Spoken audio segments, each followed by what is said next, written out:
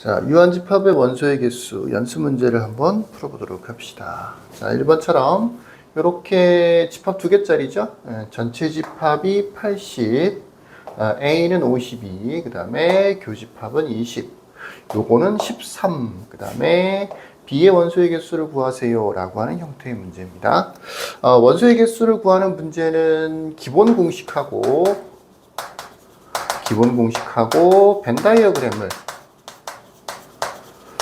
적절히 혼합해서 문제를 풀어줘야 되는데 기본 공식으로만 풀리는 문제가 있어요. 이 문제가 사실은 이제 기본 공식만 가지고도 문제가 풀리는 형태인데 조금 어렵다라고 하면 기본 공식만 가지고 풀 수 없는 문제다라고 하면 벤 다이어그램을 활용을 해서 문제를 풀어주면 돼요. 기본 공식은 여기서 뭘 얘기하는 거냐면 집합이 지금 두 개짜리지 A, B. 그래서 이렇게 N A 합집합 B와 N A 교집합 B, 그 다음에 NA 플러스 NB, 아이고 괄호를 두 번 쳤네요. NB 라고 하는 공식이에요. 물론 우리 교재에는 요게 이렇게 이항돼 있었죠. 교집합이 이제 이항돼 있고 나는 개인적으로 이렇게 합집합, 교집합, 그 다음에 따로따로 더하는 거 요렇게 공식을 외우는 게 더 좋다라고 얘기를 했었죠. 요 기본 공식을 얘기하는 거고 이 공식을 잘 들여다보면 합집합, 교집합, A, B 이렇게 4개로 구성되어 있어. 어떤 문제를 봤더니 이 4개로 구성되어 있는 문제가 있단 말이야. 그러면 이 기본 공식만 가지고도 문제가 풀리는 거죠. 근데 그게 아니고 A 합집합 B 이런 것만 있는 게 아니고 또 다른 집합이 포함되어 있단 말이야. 그런 경우에는 벤 다이어그램을 활용을 해서 이렇게 지금처럼 여집합이 포함되어 있을 때는 이렇게 전체 집합도 필요하겠죠. A 적당히 그리고 겹치는 부분이 약간 있게 B를 그리고 이렇게 영역을 하나, 둘, 셋, 넷, 4개로 구분을 한 다음에 좀 작은 영역씩 알고 있는 부분에 원소의 개수를 나열을 해서 필요한 집합의 원소의 개수를 구할 수 있어요. 근데 지금은 이런 벤 다이어그램까지는 필요 없고 그냥 문제가 기본 공식으로만 해도 문제가 풀리겠죠. 근데 그 전에 해야 될 게 바로 요거야. 굉장히 잘 나오는 모양 중에 하나인데 요거. 다시 한번 써볼까? A 여집합, 합집합, B의 여집합이야. 물론 A 교집합, B의 A 여집합, 교집합 이렇게 나오는 경우도 있긴 있어요. 요것들은 전부 다 무엇을 써줘야 되느냐면 드모르간 법칙을 한번 써줘야 되는데 이렇게 A 교집합, B의 여집합이 되는 거죠. 그래서 요게 N A 교집합, B의 여집합 아니죠. 잘못했네요. 쏘리. 다시 해보십시다. 내가 두 개를 쓴다고 하다 보니까 혼동을 했어요. 여기 분명히 A 여집합, 교집합, B 여집합이라고 되어 있죠. 요거는 A 합집합, B의 여집합으로 고칠 수 있는 거죠. 물론 가운데가 합집합이었으면 교집합으로 바꿔줄 수 있는 거지. 그래서 요식 N A 여집합, 교집합, B 여집합이 13이다라고 하는 식을 이렇게 해요. N A 합집합, B의 여집합 이 13이다로 고쳐줄 수 있어. 그러면 이걸 또 어떻게 고칠 수 있느냐면 전체 집합의 원소의 개수가 지금 80이라고 되어 있죠. 그 다음에 합집합을 한 덩어리라고 생각해보면 합집합의 여집합이 13개가 되는 거야. 그러니까 여기서 추가로 무엇을 할 수 있느냐면 N, A 합집합 B를 구할 수가 있는 거죠. 요거는 아마도 67이 되는 게 정상이겠죠. 이걸 뭐 굳이 공식을 쓰자면 이렇게 되는 거죠. N A 여집합은 N U 빼기 N A 라고 하는 공식을 사용을 해주는 건데 합집합의 여집합이다 보니까 N A 합집합 B의 여집합이라고 하는 것을 이 합집합을 한 덩어리로 생각해서 N U 빼기 N A 합집합 B로 표현해 줄 수가 있는 거죠. 그럼 이제 이 전체가 아까 13이라고 했었고 요게 전체 집합 80 되는 거니까 합집합의 원소의 개수를 이렇게 67을 구해줄 수 있어요.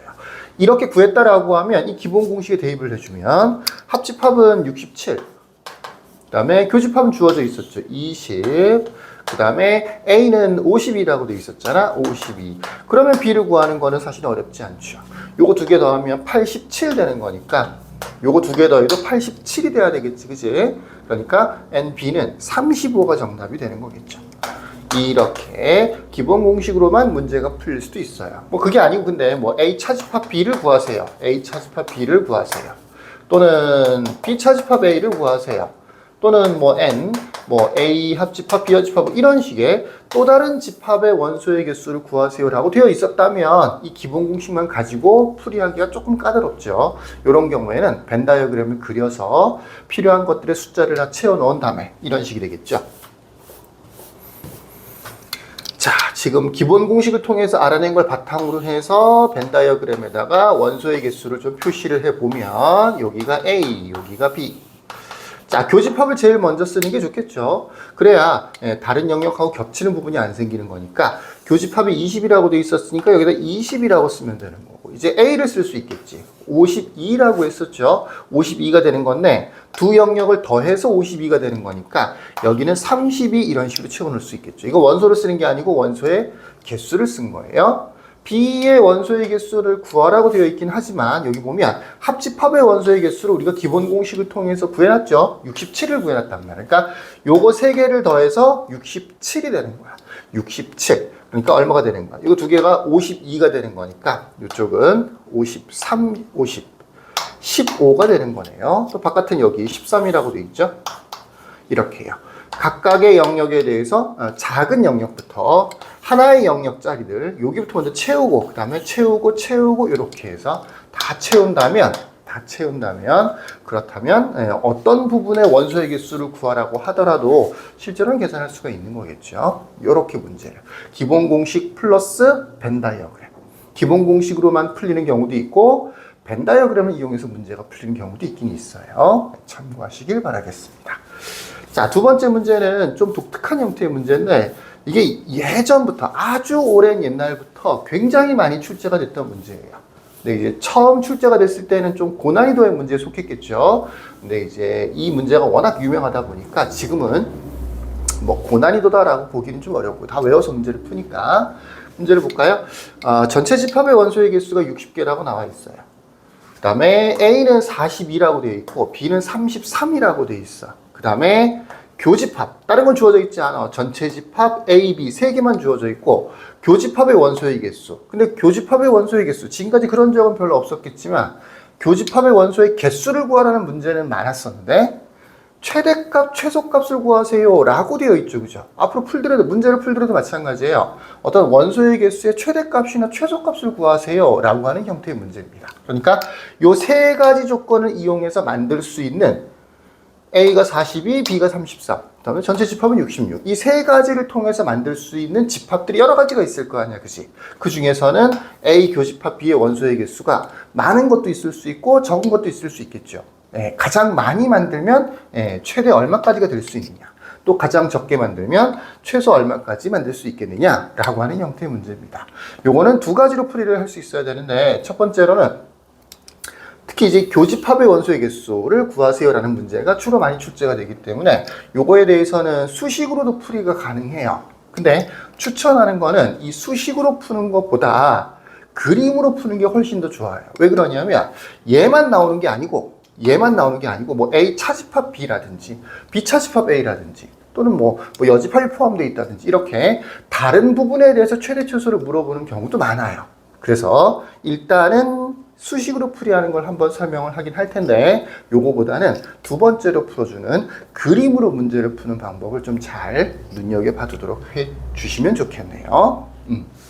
수식으로 한번 풀어보도록 합시다. 교집합에 대한 것인데요. A, B라고 되어 있네요. 기본 공식을 일단 한번 써볼게요. N, A 합집합 B 더하기 N, A 교집합 B는 NA 플러스 NB 이렇게 이 기본 공식입니다. 이 공식이 기본적으로 필요해요. 두 번째로 필요한 건 뭐냐면 A 교집합 B는 어쨌든 A의 부분집합이야. 또 A 교집합 B는 B에도 부분집합이 돼. 기본적으로 당연한 거죠. 그죠? 그래서 NA 교집합 B는 NA보다는 작거나 같아야 되는 거고 NA 교집합 B는 또 NB보다도 작거나 같아야 돼. 이게 두 번째 조건이고요. 두 번째, 전체 집합은 모든 집합을 포함하고 있죠. 그래서 설사 이게 합집합, A와 B를 합친 거다라고 할지라도 어쨌거나 전체 집합의 부분 집합이 됩니다. 그러니까 이것도 원소의 개수로 표시를 좀 바꿔보면 A 합집합 B의 원소의 개수는 최대 전체 집합의 원소의 개수보다는 작거나 같아져야 되겠죠. 그래도 아무리 그래도 어쨌거나 전체 집합에서는 부분 집합이 되는 거니까 이런 식입니다. 이렇게 한 세 가지 정도의 공식을 잘 섞어서 요 문제 최대값, 최소값 두 가지를 구해줄 수 있어요. 자, 우변 같은 경우에는 고정이죠. 왜 그러냐? NA와 NB가 주어져 있는 거니까. NA 플러스 NB가 무조건 42, 33으로 주어져 있으니까 첫 번째 기본 공식에서 우리는 N, A 합집합 B 더하기 N, A 교집합 B가 얼마라는 걸 알 수가 있느냐면 33하고 42를 더한 거 75가 될 거다. 무조건 75가 될 거다라는 걸 알 수가 있어요. 이 상태에서 생각을 해보시면 두 개를 더해서 75잖아. 근데 예를 들어서 합집합이 커. 그러면 교집합의 원소의 개수는 작아지겠죠. 더해서 어쨌든 75가 돼야 되는 거니까. 얘가 최대가 되면 당연히 얘가 최소가 되는 거고요. 얘가 최소가 되면 당연히 얘는 최대가 되는 거겠죠. 이 말은 이해가 되겠죠. 네. 합집합이 최대가 되면 교집합은 당연히 최소가 될 거고 합집합이 최소가 되면 당연히 교집합은 최대가 되는 거겠죠. 어쨌든 더해서 75 딱 고정되어 있는 상수가 돼야 되는 거니까. 뭐 예를 들어서 얘가 50이야. 그럼 얘는 25가 돼야지. 얘가 근데 60이야. 그럼 얘가 15가 돼야 되는 거지. 이런 식이 되는 거지. 얘가 커지면 커질수록 당연히 얘는 작아지는 거죠.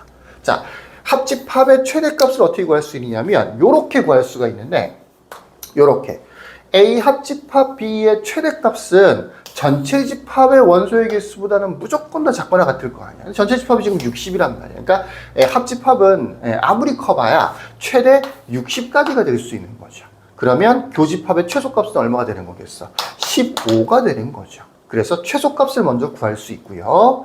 최대값은 어떻게 구하느냐 하면 이 2번을 통해서 구하는 건데 A 교집합 B의 원소의 개수는 무조건 A 42보다는 작거나 같아야 돼요. 또 33보다도 작거나 같아야 되는 거예요. 근데 42보다 작거나 같다, 33보다 작거나 같다 라고 하면 42가 되면 되겠네 라고 생각하면 안 되겠죠.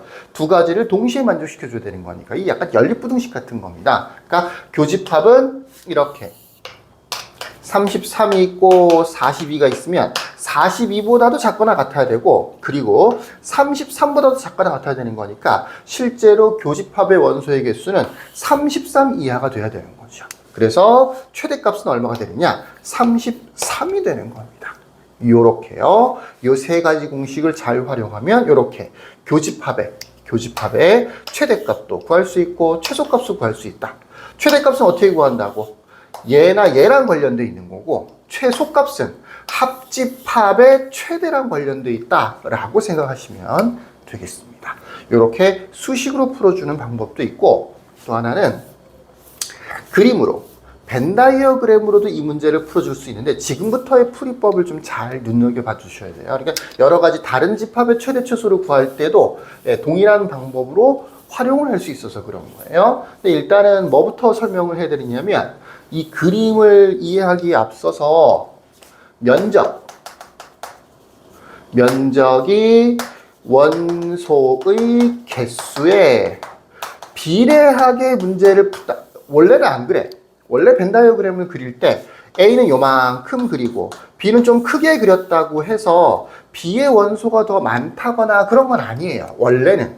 근데 요 최대 최소를 구할 때는 요 넓이, 면적이 이 영역의 넓이가 원소의 개수에 비례한다라고 생각해서 그림을 그리면 좋다고. 그러니까 A는 42개니까 좀 크게 그려야 되고 B는 33이니까 좀 작게 그려야 되는 거야. A는 40이니까 크게, B는 33이니까 작게. 무슨 얘기인지 이해가 되시겠습니까? 이 문제를 풀 때 그림을, 벤다이어그램을 이용해서 문제를 풀 때는 면적, 넓이가 원소의 개수에 비례한다라고 생각해서 문제를 풀어주는 게 좋다고. 그림도 그렇게 그려야 되는 거고 면적이 작아지면 원소의 개수가 작아졌네. 면적이 넓어지면 원소의 개수가 커졌네. 이런 식으로 생각하는 거죠. 자, 그래서 그림을 한번 해보십시다. 영역의 뭐라고요? 이 문제를 풀 때는 영역의 넓이가 원소의 개수에 비례한다 라고 생각하고 문제를 풀어주면 좋겠다라는 얘기죠. 일단은 전체 집합을 그립니다. 참고로 설명하기 위해서 좀 크게 그릴게요. 전체 집합을 이렇게 크게 그립니다. 여러분들은 크게 그릴 필요는 없어요. 이게 전체 집합이에요. 여기에는 원소가 총 몇 개가 있다고? 네, 60개가 들어있다고요. 전체 집합 안에는 60개의 원소가 들어있다고요.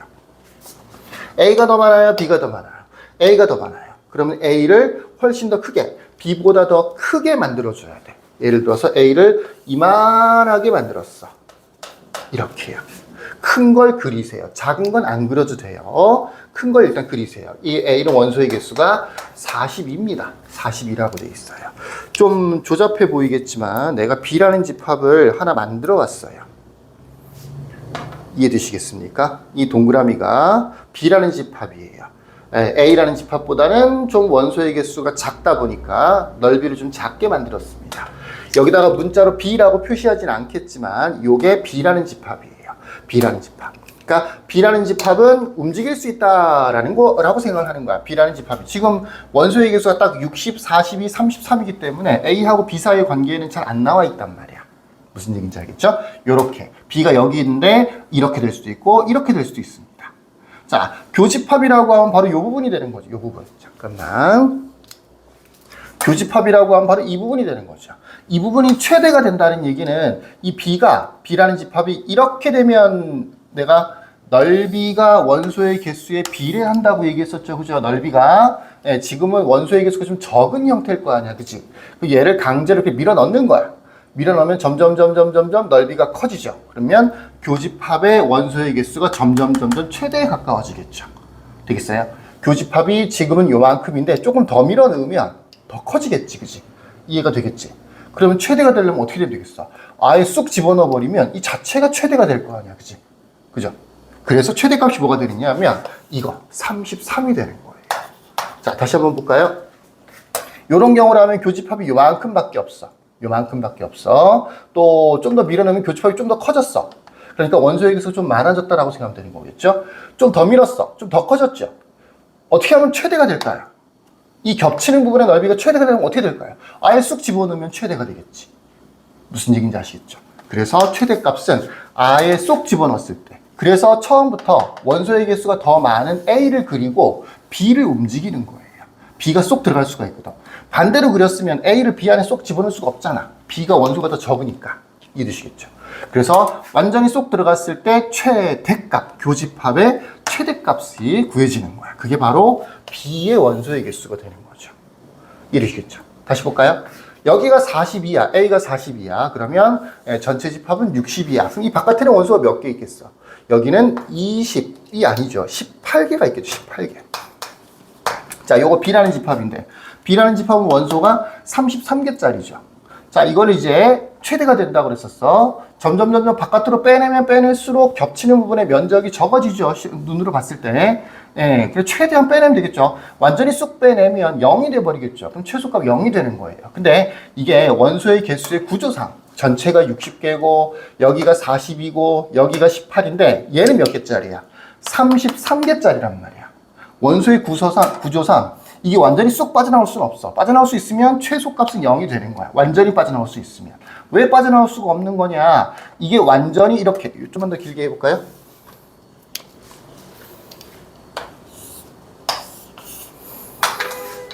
얘가 40인데 완전히 빠져나왔다 치면 여기가 33이 되는 거잖아. 그럼 이거 두 개 더 해봐봐. 얼마가 되는 거야? 75가 돼버려. 전체는 60개밖에 안 되는 건데.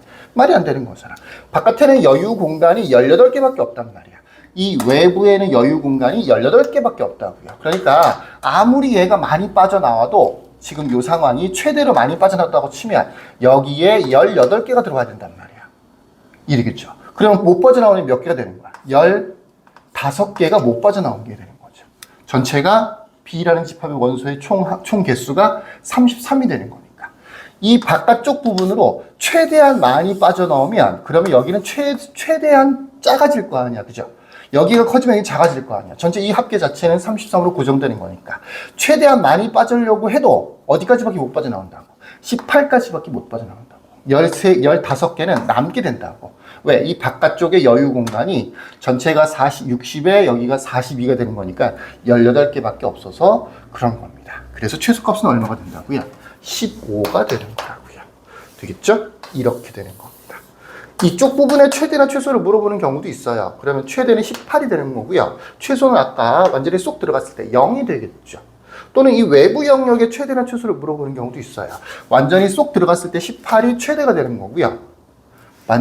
뭐 최대한 바깥으로 빠져나왔을 때 이 여집합은 0개, 여기는 최소값 0 만들어지는 겁니다. 이쪽을 물어볼 수도 있고요. 어느 하나 어디를 물어볼 수도 있어요. 다 이렇게 요 B라는 집합을 왔다 갔다 최대 쏙 들어왔을 때부터 최대한 빠져나왔을 때까지 요 두 가지 상황을 잘 고려하면 어느 부분에 최대나 최소를 물어보더라도 다 해결 가능합니다. 자, 괜찮죠? 자, 이렇게 동그라미 한 개씩을 가지고 다니면서 왔다 갔다 움직여 보세요. 많이 하다 보면 어떤 상황에서 최대가 되고 어떤 상황에서 최소가 된다는 게 알게 되기 때문에 이 동그라미 자체는 필요 없고 머릿속으로도 충분히 상상이 될 수 있습니다. 자, 여기까지 끝.